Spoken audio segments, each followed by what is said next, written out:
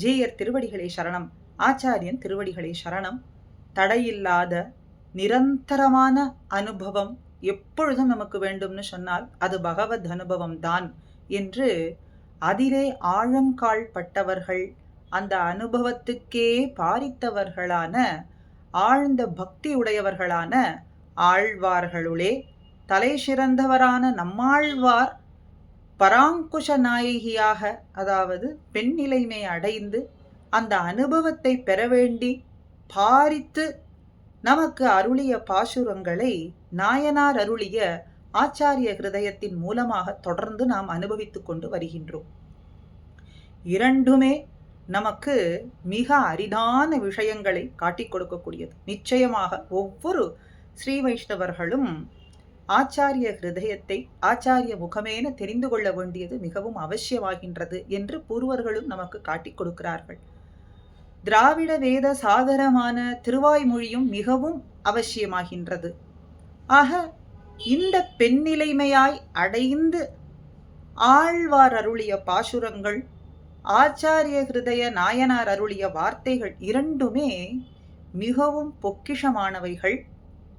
ஆழ்வார் அனுபவத்திலே ஆழ்வார் அருளிய பகவத் அனுபவத்தை நாம் தொடர்ந்து அனுபவித்துக் கொண்டு வருகின்றோம். மகள் பாசுரத்துல இன்று நாம் அனுபவிக்க வேண்டியது உஷா துணை அற்று என்று. எம்பெருமானோடு கூடியிருந்தாள் தாழ்ந்ததுக்கு ஊடி, முகில்வண்ணன் அடியை அடைந்து உய்ந்தவன் அப்படின்னு ஆழ்வார் சொன்னதனாலே பெரிய பெருமாளோடு இவள் சில காலம் சேர்ந்திருந்தாள், அதனாலே இவளுக்கு ஒரு பிரிவு அவசியம் என்று ஆகின்றது.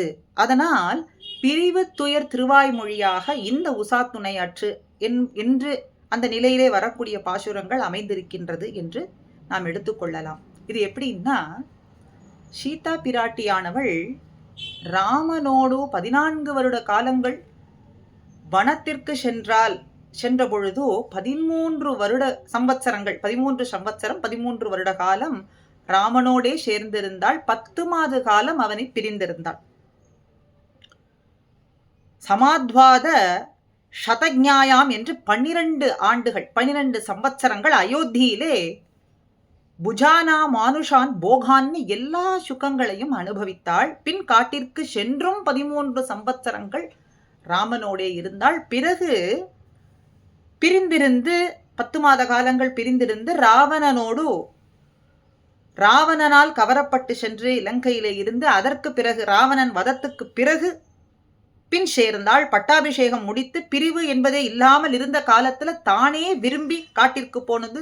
அங்கே பழையபடி ராமனோடு இந்த வனவாச சமயத்திலே இருந்த இடங்களை எல்லாம் அவள் அனுபவித்தது. அந்த அனுபவத்தை மீண்டும் தான் நினைத்தது அப்படிங்கிறது போல இந்த திருவாய்மொழி அமைந்திருக்கிறது என்பதையும் நாம் கொள்ளலாம். உபாய அனுஷ்டானம், உபாயத்தை பெற வேண்டி நாம் அனுஷ்டானம் செய்தால் அல்லது ஸ்வான் முயற்சியாலே செய்தோம் அப்படின்னு சொன்னால் அது ஸ்வரூபத்துக்கு பிரவருத்தி ஆகாதா? இப்படித்தானே பல இடங்கள்ல பல ஆழ்வார் பாசுரங்கள், அதற்கு வியாக்கியானமும் ஆச்சாரியர்களினுடைய கருத்தும் ஒருமித்தாக இருக்கின்றது. இந்த ஜீவாத்ம ஸ்வரூபத்துக்கு ஒரு முரணாக இல்லாமல் இருக்க வேண்டும்னு சொன்னால் நாம் மற்ற உபாயங்களை கொண்டு அனுஷ்டித்து அவனை பெறுவது, பிராபியத்தை பெறுவது என்பது கூடாது. தானே முயற்சித்தும் அதை பெறுவது என்பதும் கூடாது. அப்படித்தான் சொல்லப்படுறது. அவனே உபாயமான பிறகு இந்த பிராவண்யம் அப்படிங்கிறது, ஆழ்வார் கொண்டுள்ள இந்த பிராவண்யம், அதீதமான அன்பு, அதைத்தான் பிராவண்யம்னு சொல்றோம். பிராபியத்தில் துவரையினாலே ஏற்பட்டிருக்கின்றது. இப்போ இந்த பராங்குஷ நாயகிக்கு பிராபியத்தினுடைய துவரை, பிரிவு ஆற்றாமைன்னு சொல்றோம். அதை அடைய வேண்டிய பாரிப்புன்னு சொல்லலாம். எப்படி வேண்டுமானாலும் எடுத்துக்கொள்ளலாம். அதனாலே இவளுக்கு அந்த பிராவண்யம் ஏற்பட்டிருக்கிறது. அதனாலே இது ஸ்வரூப விருத்தின்னோ உபாய அனுஷ்டானம்னோ கொள்ள முடியாது, ஆகாது. சரி, இப்போ 7ஆம் பதிகத்துல திருவாய்மொழியில கங்குலும் பகலும் கண் துயில் அறியாள் கண்ணநீர் கைகளால் இறைக்கும் சங்கு சக்கரம் என்ன கை கூப்பும் தாமரை கண் என்னே தளரும் என்ற பதிகத்துல தாய் பதிகம். இவள் நினைத்து என் நினைந்திருந்தாய் எம்பெருமானேன்னு திருவரங்க பெருமானிடத்துல தாய் கேட்பது போல மகளை நினைத்து. இப்ப கங்குலும் பகலும்ல தாயார் அதிகமான ஈடுபாடு இந்த பெண் கொண்டிருக்கிறாளே, இது உபாய கோடியிலே அனுஷ்டித்ததாக ஆகிவிடுமோ அப்படின்னு ஒரு பயம். இவளாக முயற்சி செய்தும் உபாயத்தை கடைப்பிடிக்கிறாள் அப்படிங்கிறது போல ஆகிவிடுமோ அப்படின்னு தாயாருக்கு பயம். ஆனா இங்க பெண்ணினுடைய கருத்து என்னவா இருக்குன்னா, உபாயம் அவனே என்று ஆன பிறகு இந்த பிராவண்யம்தான் ஸ்வரூபமே ஒழிய இந்த பிராவண்யம்ங்கிறது ஸ்வரூபத்துக்கு நிவர்த்தி ஆகாது. ஸ்வரூபம் இந்த பிராவண்யம் தான். பின்ன எப்படி இந்த பிராவண்யம்ங்கிறது இந்த ஸ்வரூபத்துக்கு ஒரு தடையா இருக்கும், முரணா இருக்கும் அப்படின்னு சொல்றது போல இந்த பதிகம் அமைந்திருக்கு. மகளினுடைய பதில் பேச்சாக அமைந்திருக்கின்றது. வெள்ளை சுரிசங்கோடு ஆழி ஏந்தி தாமரை கண்ணன் என் நெஞ்சினூடே புள்ளை கடாக்கின்ன வாத்தை காணீர் என் சொல்லி சொல்லுகேன். என் நெஞ்சுக்குள்ளே அந்த பெரிய திருவடியின் மேலே ஏறி அமர்ந்து கொண்டு அவன் உற்சவம் போல வருகின்றானே, உங்களுக்கு என்ன சொல்றது? இந்த அனுபவத்தை எப்படி விவரித்து சொல்ல முடியும்? இன்றும் அத்தனை திவ்ய தேசங்களிலேயும் அர்ச்சையிலே எம்பெருமான் பெரிய திருவடியின் மீது ஏறி வருவதை நாம் கண்ணார கண்டு கழிக்கின்றோம். ஆழ்வாருக்கு இங்கே நெஞ்சினுள்ளே இப்படி எம்பெருமான் பெரிய திருவடியின் மீது அமர்ந்து வருகின்றானே அப்படின்னா இதை எப்படி விவரித்து சொல்றது? இந்த அனுபவத்தை எப்படி சொல்றது? என் சொல்லி சொல்லுகேன் அன்னை மீர்காள்.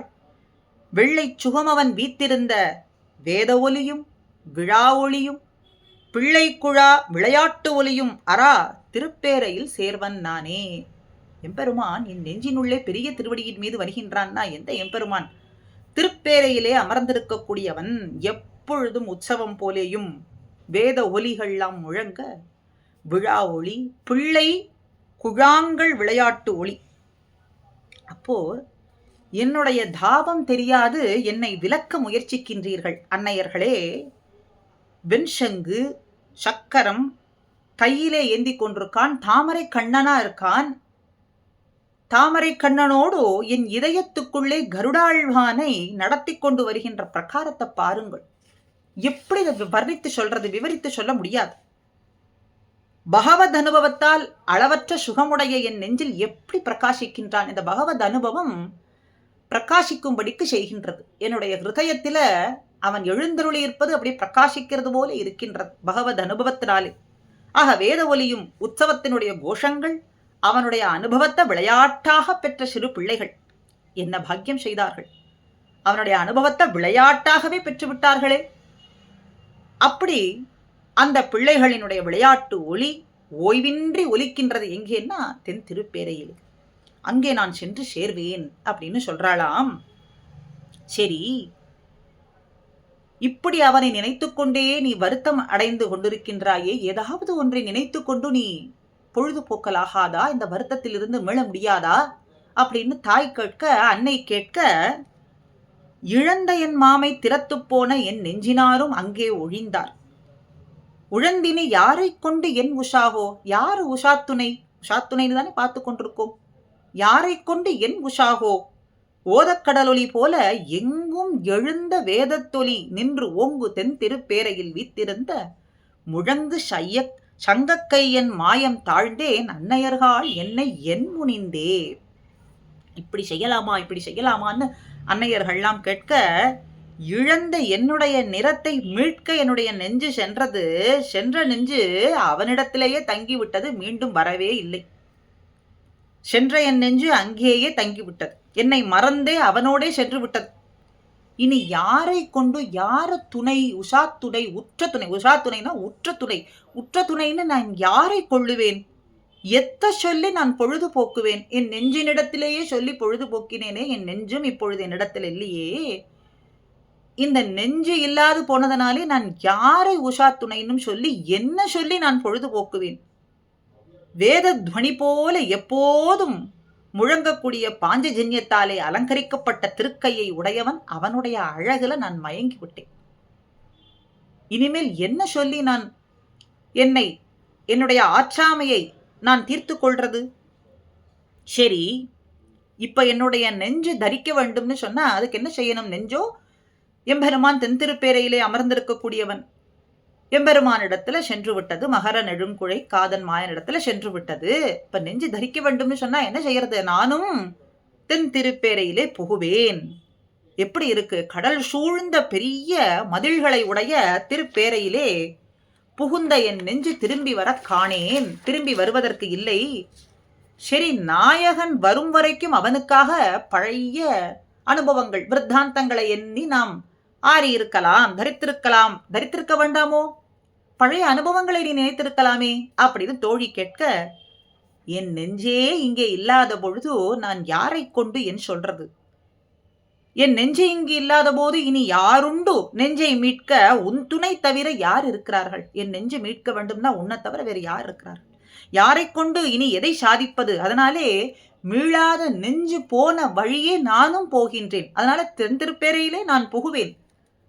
தென்திருப்பேரையிலே சென்று புகுகின்றேன். பேரையில் சூழ்கடல் தென்னிலங்கை செத்த பிரான் வந்து வீத்திருந்த பேரையிற்கே புக்கு என் நெஞ்சம் நாடிப்போய் நாடி பேர்த்து வர வெங்கும் காணமாட்டேன். ஆரை இனி இங்குடையம் தோழி, ஆர் எனக்கு இனிமேல் துணையாவார்? என் நெஞ்சம் கூவ வல்லாரும் இல்லை, ஆரை கொண்டு இனி என் சாதிக்கின்னது? என் நெஞ்சம் கண்டதுவே கண்டேனே, என் நெஞ்சும் சென்று விட்டது. பகவத் அனுபவத்துல எனக்கு மிக்க ஊத்த துணையா, உஷா துணையா இருந்த என்னுடைய நெஞ்சும் சென்று விட்டதே. சென்று விட்டதனாலே இனி யாரை கொண்டு நான் என்ன சொல்லுவேன்? எப்படி பொழுது போக்குவேன்? எதை நினைத்து பொழுது போக்குவேன்? அதனாலே என் நெஞ்சு சென்ற இடத்திற்கே நானும் செல்கின்றேன்னு சொல்றது போலே ஆழ்வார். பராங்குஷ நாயகி பாசுரம் அமைந்திருக்கின்றது. ஆக உஷா துணை அற்று, உஷா துணை உற்ற துணை அப்படிங்கிறது யாரும் இல்லை எம்பெருமானை தவிர அப்படின்னு சொல்றது போலே இங்கே அமைந்திருக்கிறது. ஆழ்வாருக்கு மாத்திரமல்ல, ஆழ்வார் பாசுரங்களை நித்தியமும் அனுபவிக்கக்கூடிய வைஷ்ணவர்களுக்கும் ஆழ்வார்கள் பாசுரங்கள் தான் உற்ற துணை. அந்த பாசுரங்கள் மூலமாக நமக்கு காட்டிக் கொடுக்கக்கூடிய எம்பெருமான் தான் நமக்கு உற்ற துணை ஆவார்கள். இதை நித்தியமும் ஸ்மரிக்கக்கூடிய ஸ்ரீ வைஷ்ணவர்கள் தான் நமக்கு உற்ற துணை ஆவார்கள் என்று இந்த பதிவு. அடுத்தது சூழவும் பகை முகம் செய்ய. எம்பெருமான் கூடியிருந்த பொழுது தனக்கு ஏற்புடையதாக இருந்த வஸ்துக்கள் எல்லாம் இப்பொழுது அவன் பிரிந்ததனாலே பகையாகி போனது. அந்த வஸ்துக்களும் அந்த பதார்த்தங்களும் இப்ப ஆழ்வாருக்கு துன்பத்தை தருகின்றது என்று சொல்றது போல அடுத்தது அமைந்திருக்கின்றது. இது எப்படின்னா, நாச்சியார் திருமொழியில நாச்சியார் திருமாலிரும் சோலை பதிகத்துல சொல்றது போலே, கருவிளை ஒன் மலர்காள் காயா மலர்காள் திருமால் உருவொளி காட்டுகின்றீர் அப்படின்னு சொல்றதுலேயும் பைம்பொழில்வாள் குயில்காள் மயில்காள் ஒன் கருவிளைகாள்னு 5 பெரும் பாதகர்களை சொல்றாள். எல்லாம் எம்பெருமானுடைய நிறத்தை வைத்துக் கொண்டிருக்கிறீர்களே, இப்படி என் முன்னே வந்து எதற்காக என்னை நலிவுபடுத்துகின்றீர்? எம்பெருமான் இன்னும் வரவில்லை வரவில்லைன்னு சொல்லி எதற்காக இப்படி நலிவுபடுத்துகின்றீர்கள் என்று சொல்றது போல இதுவும் அமைந்திருக்கின்றது. அடுத்த பகுதியிலே சூழவும் பகை முகம் செய்ய கூடியிருந்து அனுபவிப்போம். ஸ்ரீமதே ராமானுஜாய நமஹா.